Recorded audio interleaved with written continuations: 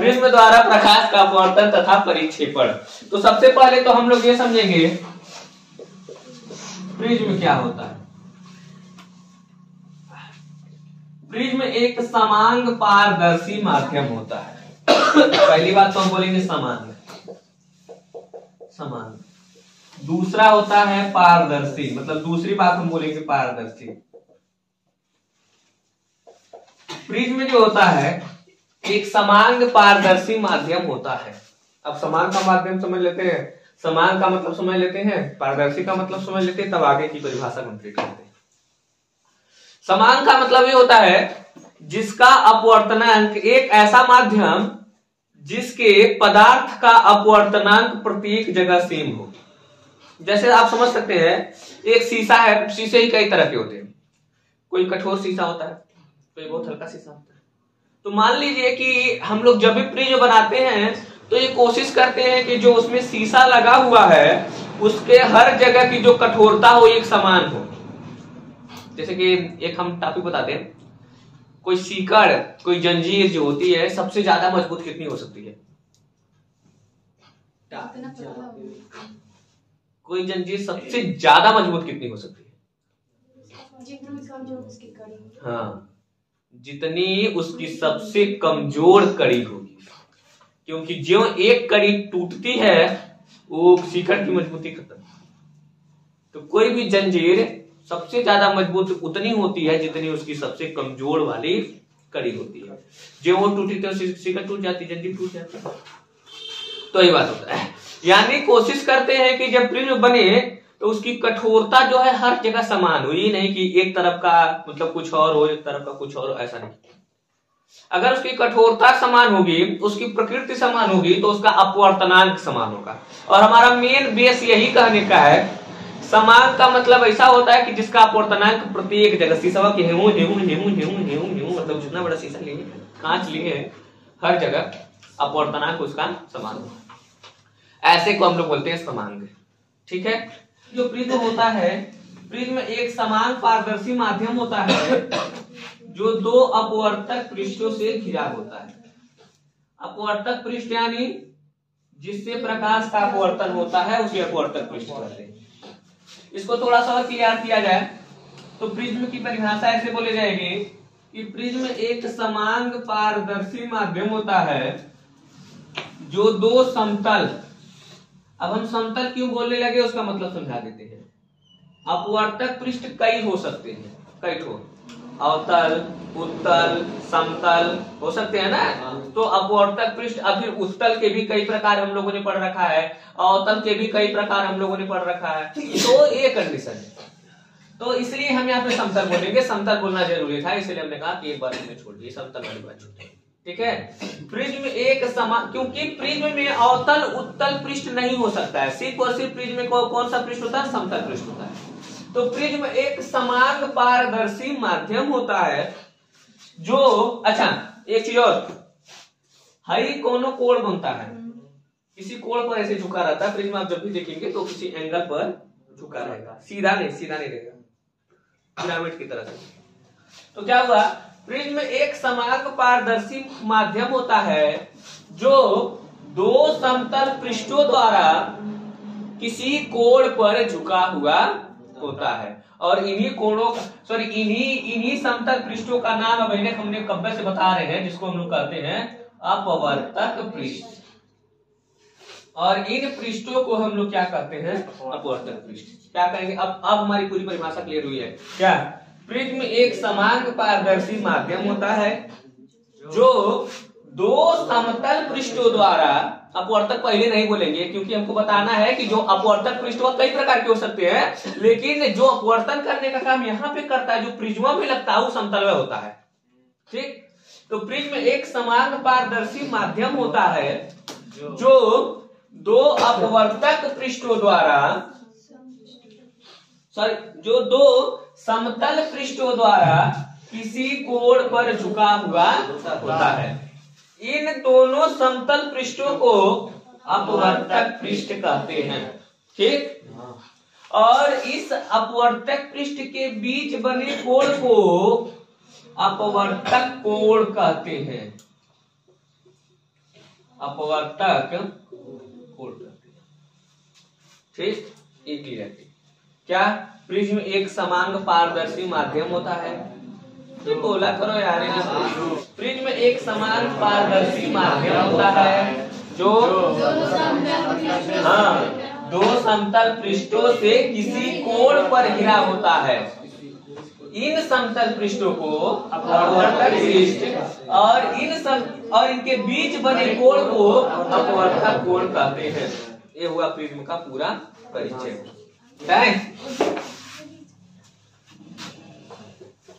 Heading डालिए तो prism द्वारा प्रकाश का अपवर्तन।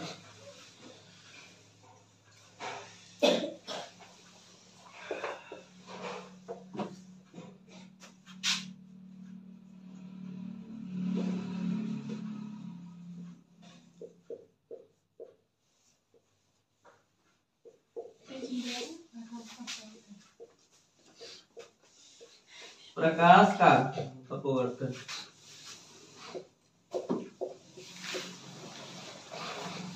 किसी प्रिज्म द्वारा प्रकाश का अपवर्तन, अर्थात किसी नहीं लिखना है, आप सीधे लिखिए प्रिज्म द्वारा प्रकाश का अपवर्तन। आइए पहले पूरी बात हम समझेंगे, उसके बाद सब लिखेंगे। ठीक, चलिए थोड़ा सा बड़ा बनाएंगे फिगर। ये हमारे पास प्रिज्म है। ठीक, ये हमारा प्रिज्म है, टेढ़ा मेढ़ा बनेगा, बैलेंस कीजिएगा। ये हमारा प्रिज्म है, प्रिज्म का ये आधार हो गया। ठीक, ये दोनों पृष्ठ प्रकाश के अपवर्तन करने का काम करेंगे, इसलिए उन दोनों को अपवर्तक पृष्ठ कहेंगे। समतल होते हैं, ये बता चुके हैं।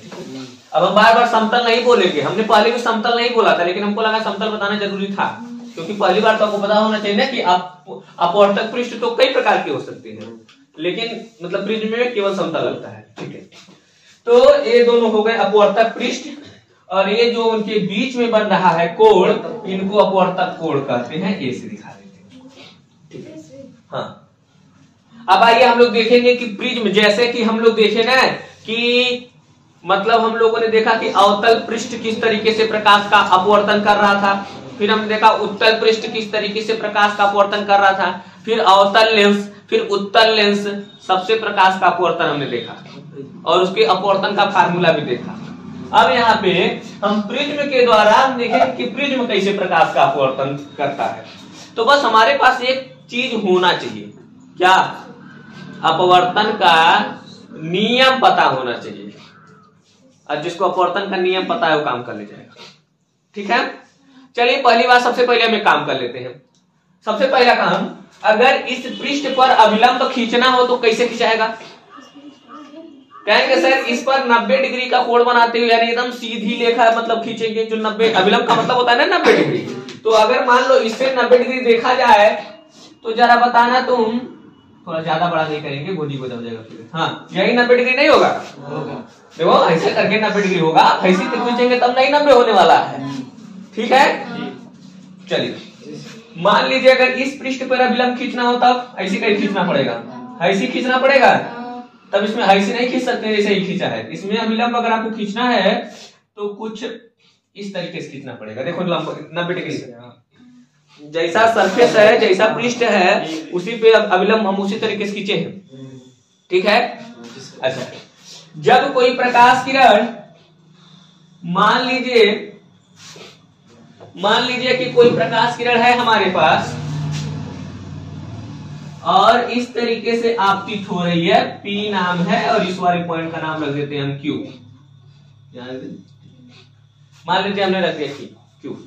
अब हमको अपवर्तन का नियम पता होना चाहिए। अपवर्तन का नियम ये कहता है, जब कोई प्रकाश की किरण विरल माध्यम से सघन माध्यम में जाती है तो अभिलंब की ओर झुक जाती है।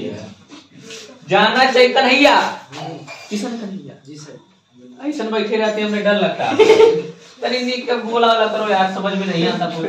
तो प्रकाश किरण को जाना चाहिए था ऐसे सीधे, जाना चाहिए था सीधे, लेकिन इसको अभिलंब की ओर झुकना है, तो झुकेगी ना, तो थोड़ा सा झुक करके चल जाती है ऐसी। थोड़ा सा जब प्रकाश किरण झुकती है तो झुक करके चल, देखो जाना चाहिए था ऐसे, थोड़ा डायरेक्ट बना देते हैं। चल, ठीक है, डायरेक्ट बना दिए। तो थोड़ा सा झुकेगी। अभिलंब, अभिलंब भैया है, अभिलंब हम पहले इसलिए बना दिए हैं, तो थोड़ा झुकेगी, झुक करके चली गई इसमें। अब इस वाले पृष्ठ से प्रकाश का अपवर्तन होगा, थोड़ा सा और बात समझ लेते हैं। इस जगह पर अगर इस पहले वाले पृष्ठ से देखा जाए तो ए हो गई आपतित किरण और ये हो गया अभिलंब। अभिलंब का नाम कुछ रख देते हैं, यन रख देते हैं, ठीक है। तो ये जो किरण हो गई आपतित किरण और ए हो गया अभिलंब, और आपतित किरण और अभिलंब के बीच बने कोण को आपतन कोण कहते हैं। इसे स्मॉल आई से प्रदर्शित करते हैं। और अपवर्तित किरण और अभिलंब के बीच बने कोण को अपवर्तन कोण कहते हैं। बहुत बढ़िया, ठीक है। अब इस वाले पृष्ठ की बात कर लेते हैं। इस वाले पृष्ठ पर क्या होगा, ये अब इस वाले पृष्ठ के लिए आपतित किरण का काम ये वाली करेगी, आ रही है प्रकाश किरण, क्योंकि जो अपवर्तक पृष्ठ की ओर आती है वो आपतित किरण कहलाती है। हई वाली है अपवर्तक पृष्ठ की ओर आ रही थी, आपतित किरण कहलाई। हई वाली है दूर जा रही है तो अपवर्तित किरण कहलाई। अब ये वाले पृष्ठ पर ई वाली आ रही है तो ये आपतित किरण कहलाई, किरण आ रही है। अब इसको जाना तो चल जाइए था सीधे सीधे, ठीक है, लेकिन जब प्रकाश किरण सघन से विरल में जाती है तो अभिलंब से दूर हट जाती है। तो जाना चाहिए था सीधे सीधे, लेकिन सीधे सीधे जाएगी नहीं, अभिलंब से दूर हटेगी इधर। अरे अभिलंब वो अरे है तो वहां थोड़ी जाएगी, यहाँ आएगी और प्रकाश किरण चली जाती है कुछ। अब यहाँ पे खींचे नहीं है, थोड़ा सा हम आपको खींच के दिखा देते हैं, ज्यादा खींचेंगे नहीं, ठीक है। मतलब जानी चाहिए थी वैसी, लेकिन गई नहीं है, आ गई है नीचे, अभिलंब से दूर हटना था उसको। ये है प्रिज्म के द्वारा प्रकाश का अपवर्तन। अच्छा, ये वाली तो हो गई सर आपतित किरण, आपतित किरण, और आपतित किरण को क्या दिखाएंगे, आपतित किरण को सर आई से दिखाते हैं, लेकिन सर हेहू आई से, हेहू आई से मतलब हेहू आई से, हेहू आई से दिक्कत, आई डैश भी नहीं होगा। समझते हैं क्यों नहीं होगा? ये वाला जो कोण है, जिस कोण से प्रकाश किरण इस पर आपतित हो रही है, वही वाला एंगल यहां बना रही है।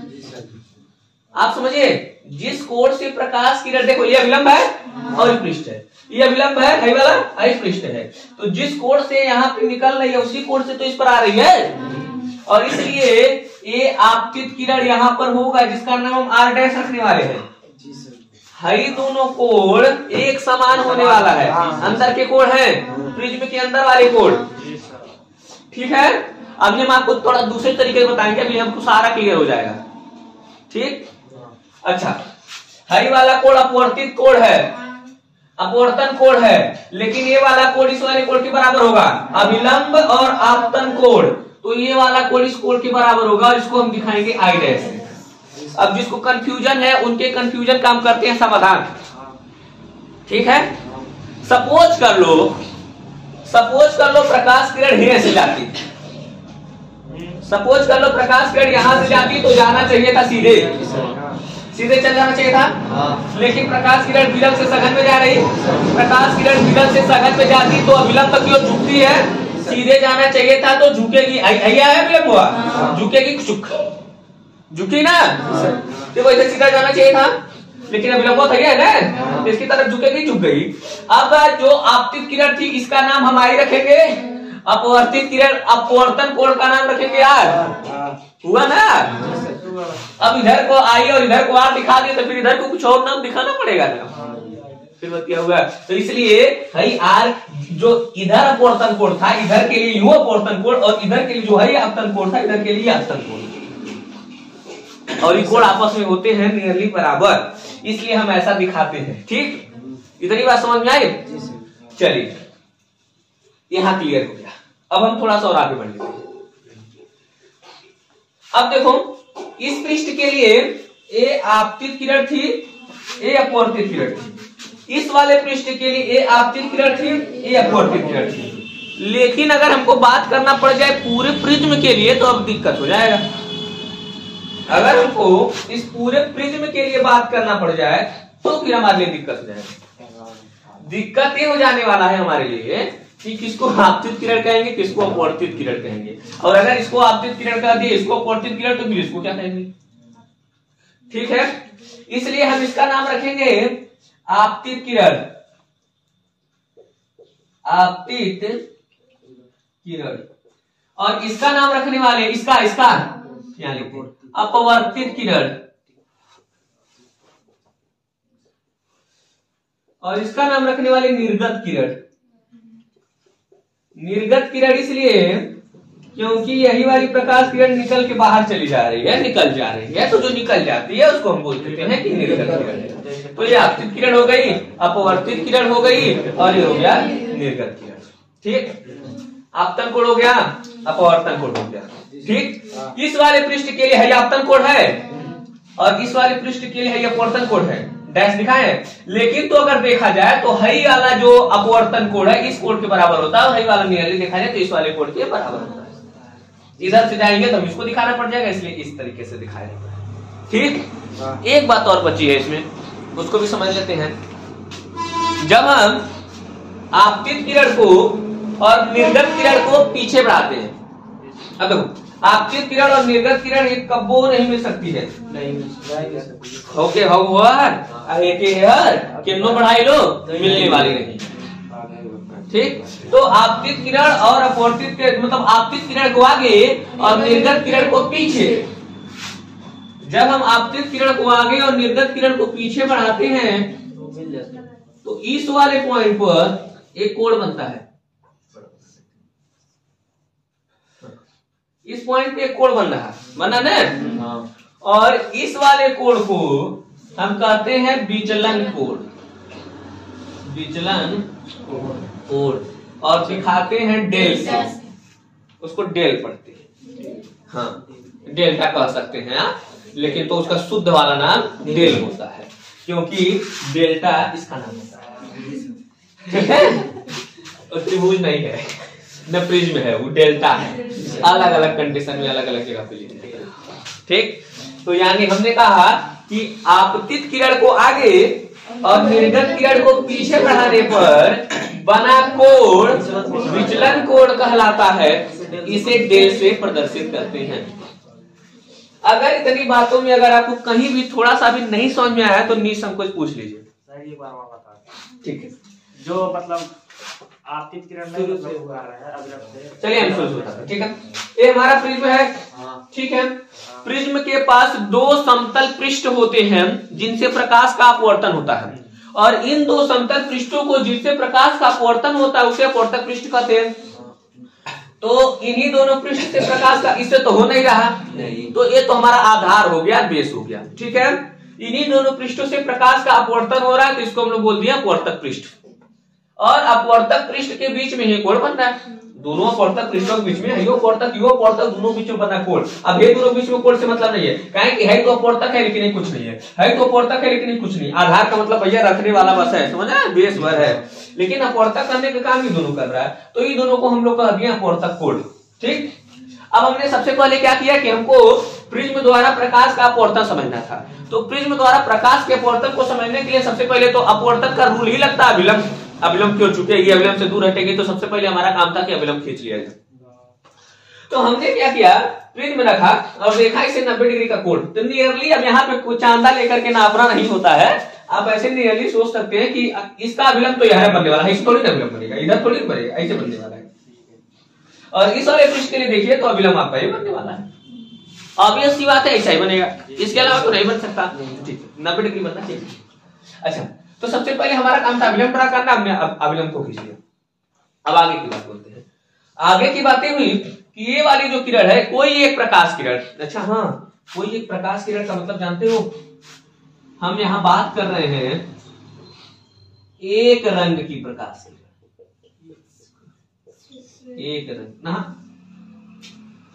एक रंग की प्रकाश।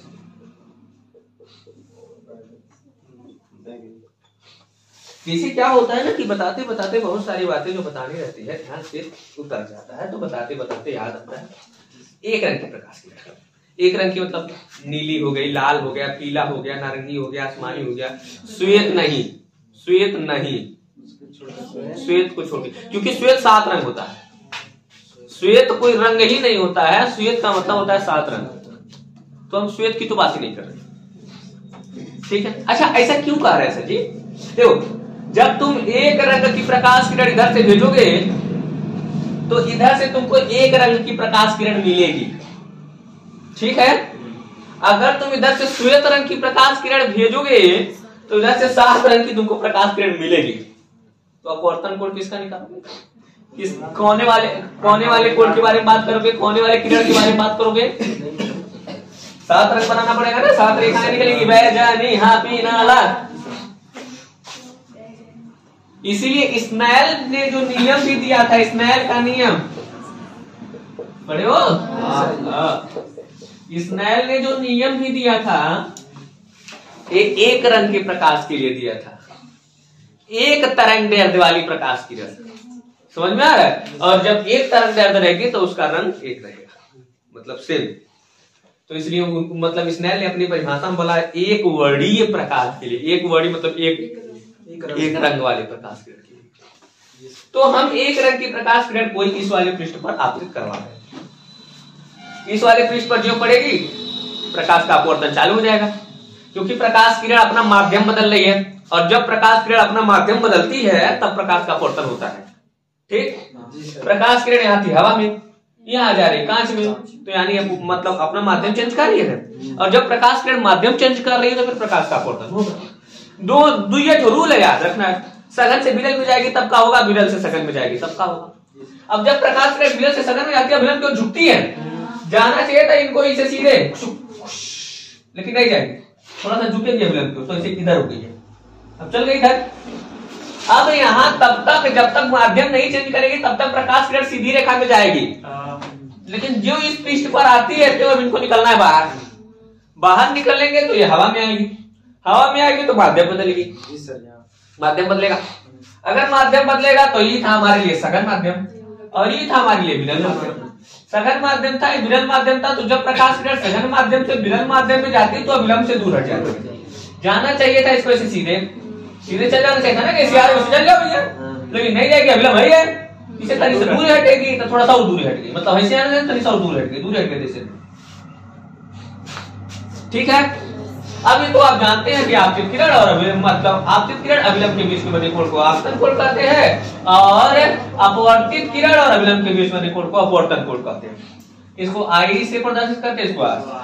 ये आपतित किरण है लेकिन इसको आर से प्रदर्शित कर रहे हैं, क्योंकि ये कोण सेम बिहेवियर प्रदर्शित करते हैं, जैसे लिखी जाती है इसको कहते हैं ना, तो इसलिए तो ये हमारा हो गया है, मतलब ये जो आर मतलब ये जो आपतित किरण है इस जगह पर बना रहे, इसको हम आपतन कोण कहेंगे लेकिन प्रदर्शित करेंगे आगे से, इसको हम अपवर्तन कोण कहेंगे लेकिन प्रदर्शित करेंगे आगे से। जब इधर से प्रोग्राम चालू कर देंगे फिर वही उल्टा हो जाता है। अभी तो डिसाइड नहीं है ना आप किस तरह से कर रहे हैं, एक बच्चा का इधर से। अच्छा, लेकिन हाँ दूसरी बात, अगर मान लीजिए आप एक बार यहाँ से कोई प्रकाश किरण भेजिए, तो जिस पॉइंट से आपने भेजा था और इसके जिस बिंदु पे भेजा था, ठीक है, उसी बिंदु पे आप इधर से कोई प्रकाश किरण भेजिए तो प्रकाश किरण जाएगी इधर चले आएंगे, अपना मार्ग कुछ बनाएंगे ना। इसी पॉइंट से यहाँ और इसी पॉइंट पे आप यहाँ प्रकाश किरण भेजिए, सेम वही मार्ग दिखाएगी।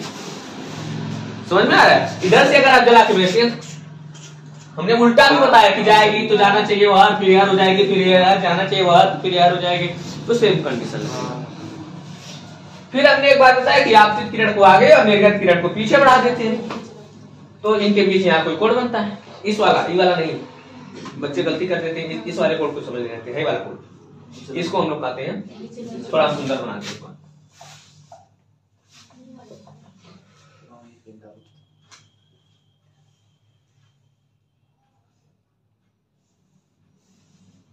हम जितने सुंदर हैं उतना सुंदर बना नहीं पाते। तो यहाँ पे जो कोण बन रहा है, इस कोण को हम कहते हैं विचलन और उसको प्रदर्शित करते हैं, ठीक है। अल्पतम विचलन कोण,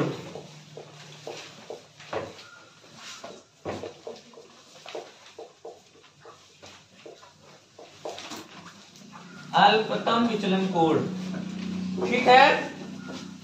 जिसको नहीं समझ में आएगा वो पूछ लिया करेगा। अल्पतम विचलन कोण हम लोग समझेंगे। तो ये हमारा प्रिज्म हो गया, प्रिज्म हो गया हमारे पास ए बी सी, ए उसका अभिलंब हो गया, आपतित किरण है, आपतित किरण झुक जाएगी। आपतित किरण का नाम हो गया P2। यहां से फिर से जाना, इसका विलंब यहां पर है, जाना चाहिए था इसको सीधे सीधे, लेकिन अभिलंब से दूर हट जाएगी। ये दोनों अभिलंब भी किसी पॉइंट पे एक दूसरे को कट आउट करेंगे। जिस पॉइंट पे दोनों अभिलंब एक दूसरे को कट आउट करेंगे, इसका कुछ नाम रख देते हैं। चलो ये नाम रख देते हैं, अभिलंब का नाम चलो यन रख देते हैं, इसका नाम रख देते हैं यम। ठीक है, हमने कहा था कि आपतित किरण और अभिलंब के बीच बने कोण को आपतन कोण कहते हैं आई से, और अपवर्तित किरण अभिलंब के बीच बने कोण को अपवर्तन कोण कहते हैं, इसे आर से प्रदर्शित करते हैं। ये क्या है, और इस वाले कोण को, ये वाला कोण और इस वाले कोण को हम लोग आर डैश से दिखाते हैं, और इस वाले कोण को हम लोग दिखाते हैं आई डैश से। ठीक है, इतनी हमारी बातें हुई थी। और फिर हमने एक बात और किया था कि अगर हम लोग आपतित किरण को आगे और अपवर्तित किरण को पीछे बढ़ा दें, निर्गत किरण को पीछे बढ़ा दें, तो यहाँ पर एक कोण बनता है। इस कोण को हम लोग कहते हैं विचलन कोण, और इसको प्रदर्शित करते हैं डेल से। अब हम बात कर लेते हैं अल्पतम विचलन कोण क्या होता है। अल्पतम का मतलब होता है कम, बहुत कम, थोड़ा सा छोटा। यानी अगर मतलब नाम से ही क्लियर हो रहा है कि अगर हम विचलन कोण को बहुत बहुत बहुत बहुत बहुत बहुत बहुत छोटा कर दें, तो उस वाले विचलन कोण को हम लोग अल्पतम विचलन कोण कहेंगे। ठीक है, अगर हम विचलन कोण को बहुत ज्यादा छोटा कर दें, तो उस वाले कोण को हम लोग कहेंगे अल्पतम विचलन। एक इंटरेस्टिंग बात समझते हैं, जैसे जैसे आप आपतन कोण के मान को बढ़ाते घटाते जाएंगे, आपतन कोण के मान को परिवर्तित करते जाएंगे, उसी तरीके से विचलन कोण का मान भी परिवर्तित होता चला जाएगा। ठीक है, जैसे जैसे आप आपतन कोण के मान को परिवर्तित करते जाएंगे, विचलन कोण का मान भी परिवर्तित होता चला जाएगा। आपतन कोण के मान को आपको लगातार परिवर्तित करना है, परिवर्तित करते रहना है। हमने क्या कहा कि आपतन कोण के मान को हम परिवर्तित करते रहेंगे, और जैसे जैसे हमारा आपतन कोण का मान परिवर्तित होता जाएगा, वैसे वैसे ही विचलन कोण का मान भी परिवर्तित होता जाएगा। अब हम क्या करेंगे, हम आपतन कोण के मान को परिवर्तित करेंगे। ठीक है, परिवर्तित करना चालू करेंगे, आपतन कोण के मान को परिवर्तित करेंगे, लेकिन आपतन कोण के मान को हम 30 डिग्री सेल्सियस से कम नहीं, सॉरी 30 डिग्री से कम नहीं रखेंगे, यानी 30 अंश से कम नहीं रखने वाले हैं आपतन कोण के मान को। और जब हम लगातार परिवर्तित करेंगे किसी प्रिज्म के लिए, आपतन कोण के मान को जब हम लगातार परिवर्तित करेंगे, और अगर हम उसका ग्राफ प्लॉट करने लगेंगे, ठीक है, यहां पर हम लिख लेते हैं विचलन कोण, विचलन कोण, और यहां पर लिख लेते हैं आपतन कोण, आपतन कोण बना लेते हैं। मान लो 10 डिग्री सेल्सियस, सॉरी सेल्सियस नहीं, 10 डिग्री, 20 डिग्री, 30 डिग्री, 40 हो गया, 50 हो गया है। उसी तरीके से 10, 20, 30, 40, 50। तो बीच में किसी एक पॉइंट पे हमको एक ऐसी अवस्था मिलेगी जहां पे विचलन कोण का मान सबसे कम होगा। धीरे धीरे विचलन कोण का मान, पहले देखो पहले ज्यादा होगा विचलन कोण का मान, धीरे धीरे घटना चालू हो जाएगा, किसी एक पॉइंट पे सबसे कम होगा। मैथ वाले मैक्सिमम मिनिमम पढ़ेंगे, समझ में आएगा। ठीक है, तो क्या होगा कि पहले विचलन कोण का मान ज्यादा होगा, जब हम लगातार परिवर्तित करते रहेंगे तो धीरे धीरे विचलन कोण का मान कम होना चालू हो जाएगा। ठीक है, फिर एक ऐसी अवस्था आ जाएगी जिस पर विचलन कोण का मान सबसे कम होगा, और फिर उसके बाद विचलन कोण का मान फिर से बढ़ने लगेगा। यानी अगर हम लोग देखें तो उसका ग्राफ कुछ हमको यूं प्राप्त होने वाला है, ग्राफ कुछ यूं प्राप्त होने वाला है। ठीक है, ग्राफ कुछ यूं प्राप्त होने वाला, मतलब पहले ज्यादा रहेगा विचलन कोण का मान, धीरे धीरे धीरे धीरे धीरे धीरे धीरे धीरे कम होना चालू हो जाएगा, और धीरे धीरे धीरे धीरे कम होते होते होते एक ऐसी अवस्था मिलेगी आपको जिस पर सबसे कम होगा, फिर बढ़ने लगेगा विचलन कोण का मान। तो उसी अवस्था पे, जिस कंडीशन पे विचलन कोण का मान सबसे कम होता है, उसी को हम लोग कहते हैं अल्पतम विचलन कोण। ठीक है, आपतन कोण के मान को परिवर्तित करने पर विचलन कोण का मान लगातार परिवर्तित होता रहता है। एक ऐसी अवस्था आती है जिस पर विचलन कोण का मान सबसे कम होता है, पहले अधिक रहेगा, कम हो जाएगा, फिर उसके बाद फिर से बढ़ने लगेगा। यानी वही एक ही पॉइंट, जैसे मैक्सिमा मिनिमा जब आप पढ़ेंगे तो आप देखेंगे, देखो अगर कोई ग्राफ इस तरीके से प्लॉट हो रहा है, अगर कोई मतलब ग्राफ इस तरीके से प्लॉट हो रहा है तो इसका मतलब है कोई एक ऐसी पॉइंट है जो सबसे कम वाली है, एक पॉइंट है जो सबसे कम वाली, सबसे मिनिमा वाला ग्राफ है, इसको बोलते हैं मिनिमा वाला ग्राफ। और जब इस तरीके से रहता है तो मैक्सिमा वाला ग्राफ होता है, क्योंकि इसमें सबसे ऊंचा वाला पॉइंट है। यानी एक पॉइंट ऐसा मिलेगा जिस पर विचलन कोण का मान होगा सबसे कम, और जिस पर विचलन कोण का मान होता है सबसे कम उसी को हम लोग कहते हैं अल्पतम विचलन कोण। अब इसकी परिभाषा के बारे में डिस्कस कर लेते हैं। कहेंगे सर कि किसी प्रिज्म पर आपतित, किसी प्रिज्म पर बना वह आपतन कोण जिस पर विचलन कोण का मान सबसे कम हो जाता है, यानी आपतन कोण के मान को परिवर्तित कर देने पर विचलन कोण का मान कम हो जाता है, और इस प्रकार के विचलन कोण को अल्पतम विचलन कोण कहते हैं। और जब अल्पतम हो जाता है तो केवल डेल नहीं, हम लोग इसको डेलियम से दिखाते हैं, जब विचलन कोण का मान सबसे कम हो जाएगा तब। नियम फर्क आता है मिनिमम, मिनिमम मतलब होता है सबसे कम, यानी जो विचलन कोण का मान है ये मिनिमम है, और मिनिमम का मतलब हो गया सबसे कम, और इस अवस्था में विचलन कोण का मान सबसे कम होगा। जब विचलन कोण का मान सबसे कम होता है तो कुछ कंडीशंस होते हैं। कौन सा कंडीशन होता है ये उसको समझ लेते हैं। विचलन कोण का मान जब सबसे कम होता है तो पहला कंडीशन होता है कि जो आपतन कोण मतलब जो आई होता है, आई यह इस वाले निर्गत कोण जो होता है, जो बाहर निकलने वाली जो कोण होता है, यानी आई डैश के बराबर हो जाता है। ठीक है, जो आपतन कोण होता है यानी जो आई होता है यह कोण आई डैश के बराबर हो जाता है। ठीक है, दूसरा कंडीशन समझेंगे। दूसरा कंडीशन ये होता है कि ये जो अपवर्तन कोण अर्थात आर डैश होता है, आर होता है, यह इस आर डैश के बराबर हो जाता है। ये वाला आई इस आई डैश के बराबर हो जाएगा। जब अल्पतम विचलन कोण की स्थिति आएगी तब आपतन कोण के मान को परिवर्तित करेंगे। आपतन, अच्छा क्यों सर, क्यों हम आपतन कोण के मान को परिवर्तित कर रहे हैं? देखो, हम अगर आपतन कोण के मान को परिवर्तित करेंगे तो फिर अपवर्तन कोण वगैरह तो अपने मन में परिवर्तित होना चालू हो जाएगा ना, क्योंकि हम लोग स्नेल के नियम में पढ़ चुके हैं। आपतन कोण का मान, आपतन कोण की जो ज्या होती है, अपवर्तन कोण की ज्या के अनुक्रमानुपाती होती है। एक बढ़ाओगे दूसरा बढ़ेगा, एक घटाओगे दूसरा घटेगा, तो अपने आप चेंज हो रहा है, तो अपने आप चेंज हो रहा है। इसलिए केवल हम आपतन कोण के मान को हम परिवर्तित करते जा रहे हैं और सारा चीज अपने आप चेंज होता जाएगा। लेकिन ऐसा एक कंडीशन आएगा जब विचलन कोण सबसे कम हो जाएगा।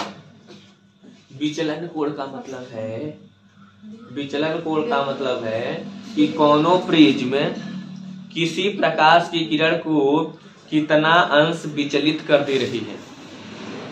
फिर से, विचलन कोण का मतलब है कि कोनो प्रिज्म प्रकाश किरण को उसके मार्ग से कितना डिग्री विचलित कर दे रही है, यानी उसको भटका दे रही है। तो देखो, प्रकाश किरण बेचारी चाह रही थी इधर जाना, प्रकाश किरण चाह रही थी इधर जाना, प्रिज्मा वो के भटका के हेपे भेज रही है। ठीक है, यानी इतना विचलित की है, इसलिए हाई वाला कोण नाम है, ये वाला कोण नहीं। विचलन से जाने देना इसे, अब भटकी है तो फिर इधर गई है, यानी इतना, जैसे ऐसे था ऐसे हुआ, यानी यही कोण आ रहा है ना। यही कोण मतलब प्रिज्म में विचलन कोण प्रदर्शित करता है कि कोई प्रिज्म किसी प्रकाश किरण को कितना ज्यादा उसके मार्ग से विचलित कर पा रही है, वही कहलाता है उसका विचलन कोण। हम लोग को मान लो बहुत सारा हम लोग सोचते हैं कि प्रकाश किरण ज्यादा विचलित न हो, प्रकाश किरण अपने मार्ग से ज्यादा विचलित ना हो, तो ज्यादा विचलित मतलब ज्यादा विचलित ना हो कहने का मतलब है कि सबसे कम विचलन होना चाहिए, सबसे कम। और सबसे कम विचलन कहने का मतलब है अल्पतम विचलन, और उसी हम अल्पतम विचलन की स्थिति ज्ञात कर रहे होते हैं। सोच रहे हैं ना, देखो प्रकाश किरण अपने मार्ग में, देखो शू जाना चाहिए था, नहीं जा रही है, अपने मार्ग से विचलित कर रही है। ठीक, हम लोग सोच रहे हैं कि हम प्रिज्म की एक ऐसा पॉइंट ज्ञात कर ले जिससे विचलन सबसे कम होखे, यानी ये प्रकाश किरण को अपने मार्ग से ज्यादा विचलित न करे, सबसे कम वाला विचलित करे अपने मार्ग से। तो हम क्या कर रहे हैं, सबसे कम वाला विचलन ज्ञात करने की स्थिति में हम आपतन कोण को लगातार परिवर्तित कर करके चेक कर रहे हैं। तो जब हम इस अवस्था में, लेकिन हाँ हमने ये भी बताया कि 30 अंश से कम नहीं होना चाहिए। आपतन कोण का मान अगर आप 30 अंश से कम करेंगे आपको अल्पतम विचलन मिलेगा ही नहीं। यानी कोई भी प्रिज्म होता है वो 30 अंश से कम पर अल्पतम विचलन की स्थिति दर्शाता ही नहीं है। तो इसलिए कह दिया था कि 30 डिग्री से नीचे का चेक करने से अगर आपको दे दिया जाए, कोनो प्रिज्म दे दिया जाए और कोई मतलब एक मतलब लाइट दे दिया जाए और बोल दिया जाए कि आप इस प्रिज्म की अल्पतम विचलन मतलब ज्ञात कीजिए, तो आप अगर 30 डिग्री से नीचे के लिए परेशान हो रहे हैं तो ऐसा कभी नहीं होगा कि आपको मिल पाएगा। तो इसलिए आप कोशिश करेंगे कि प्रकाश किरण 30 डिग्री मतलब प्रकाश किरण 30 डिग्री से ज्यादा ही कोण पर आपतित हो। प्रकाश किरण 30 डिग्री से ज्यादा ही कोण पर आपतित हो। जब प्रकाश किरण 30 अंश से ज्यादा कोण पर आपतित होगी तब आपको अल्पतम विचलन मिलेगा। पहले आपको मिलेगा कि जो विचलन कोण होगा ज्यादा होगा। जैसे जैसे आप कोण को बढ़ाते जाएंगे वैसे वैसे विचलन कोण का मान घटता जाएगा, फिर बढ़ाते जाएंगे घटता जाएगा। लेकिन एक अवस्था ऐसी आएगी जिस पर सबसे कम होगा, फिर और बढ़ा देने पर फिर से बढ़ना चालू हो जाएगा। समझ में आ रहा है? तो ये कंडीशन होता है। तो हमने कहा कि जो अल्पतम विचलन कोण की स्थिति होगी उसमें आई की जो वैल्यू होगी इस आई डैश के वैल्यू के बराबर होगी।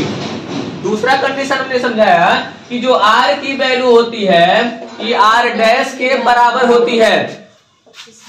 और तीसरा कंडीशन ये कहता है कि जो अपवर्तित किरण होती है, अपवर्तित किरण मतलब क्यू आर, समझ रहे हैं? अपवर्तित किरण का मतलब होता है क्यू आर, यानी जो क्यू आर वाला पॉइंट होगा, ये थोड़ा सा हम हाईलाइट कर देते हैं। क्यू आर वाली जो लाइट होगी, प्रकाश किरण जो होगी, यह आधार वाला जो तल होता है इसके समांतर हो जाती है। यानी जो क्यू आर हो जाएगी ये पैरेलल हो जाएगी बीसी। जब भी हमारा अल्पतम विचलन की स्थिति आएगी तो 3 कंडीशन होने वाला है। ठीक है, हम पूरी बात को एक बार जल्दी से समराइज करते हैं, ध्यान से सुनिए। हमने क्या कहा? हमने ये कहा कि जब कोई प्रकाश किरण आपतित होती है तो हमने कहा कि आपतित प्रकाश किरण को आगे बढ़ा देने पर और अपवर्तित और निर्गत किरण को पीछे बढ़ा देने पर एक कोण प्राप्त होता है और उसी कोण को हम लोग विचलन कोण कहते हैं। ठीक है, अच्छा, लेकिन इसके आगे हमने ये समझाया कि आखिर विचलन कोण रियलिटी में क्या होता है, ये मतलब रियल भाषा में आप बताएं कि विचलन कोण क्या होता है। तो रियल भाषा में विचलन कोण ये होता है कि कोई प्रिज्म प्रकाश किरण को उसके मार्ग से कितना ज्यादा विचलित कर पा रही है, ज्यादा विचलित कर पा रही है कि कम विचलित कर पा रही है, उसको हम लोग कहते हैं विचलन कोण। यानी कोई प्रिज्म किसी प्रकाश किरण को उसके मार्ग से जितना अधिक विचलित कर पा रही है, मतलब जितना विचलित करती है वही उसका विचलन कोण होता है। ठीक है, अब देखो जाना चाहिए था इस मार्ग पे, ले गई है इस मार्ग पे, यानी विचलित की है, अपने मार्ग से भटका दी है। ठीक है, तो मार्ग से भटक गया है। अगर तो हम क्या करते हैं कि अगर हमको अल्पतम विचलन कोण प्राप्त करना है तो हम लोग आपतन कोण के मान को लगातार परिवर्तित कर करके चेक करते हैं। प्रैक्टिकली है, आप कोई प्रिज्म लेंगे उसके आपतन कोण के मान को परिवर्तित करेंगे। आपतन कोण अभिलंब और आपतित किरण के बीच वाले कोण को आपतन कोण, तो आपतन कोण के मान को आप लगातार चेंज करेंगे और चेंज करके देखेंगे कि विचलन कोण पर क्या प्रभाव पड़ा। तो कभी ज्यादा मिलेगा, कम मिलेगा, ऐसे मिलता जाता है ना, रिजल्ट मिलेगा। आप यहाँ के कोण को नापेंगे, अच्छा मिलता जाएगा।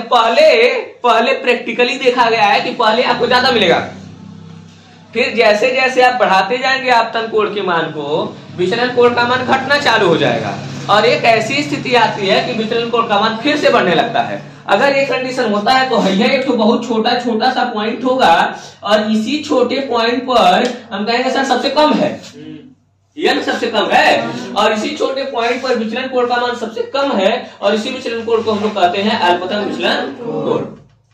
ठीक है, और हमने अल्पतम विचलन कोण की 3 स्थितियां बताई। अगर मान लीजिए कि आपको किसी प्रिज्म से अल्पतम विचलन कोण की स्थिति प्राप्त हो जाती है, इसीलिए हमने कहा था इसको आर से और इसको आर डैश से प्रदर्शित करेंगे क्योंकि बराबर आते हैं।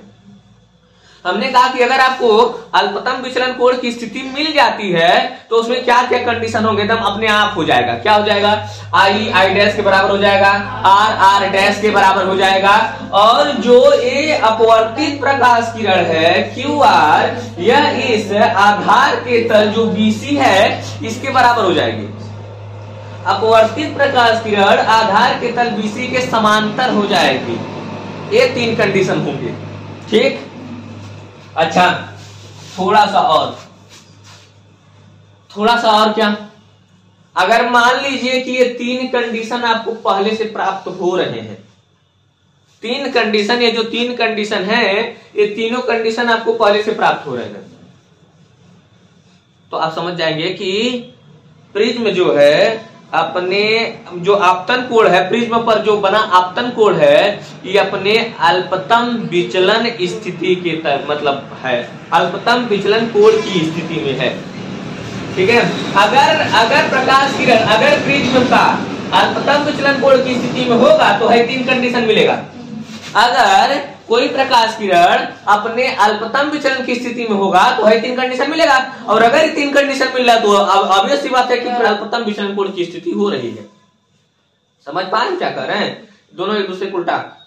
अगर अल्पतम विचलन है तो है तीनों मिल रहा है, अगर है तीनों मिल रहा है तो अल्पतम विचलन है, ठीक है।